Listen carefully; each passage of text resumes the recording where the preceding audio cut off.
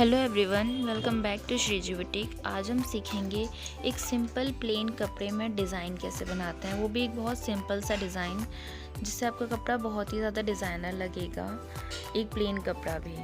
इस डिज़ाइन को ज़रूरी नहीं है कि आप सिर्फ सलवार में बनाओ, इसको सलवार में भी बना सकते हैं, स्लीव्स में भी बना सकते हैं, कॉलर में भी बना सकते हैं और गले में भी बना सकते हैं। जैसे बुकरम से नेक बनाते हैं तो उसमें भी बना सकते हैं।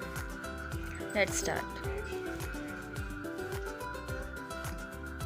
ये उल्टी साइड है, एक कपड़े की पट्टी ली, इसमें बुकरम चिपकाई है, यहाँ कट लगाकर और इसको प्रेस से चिपका लिया।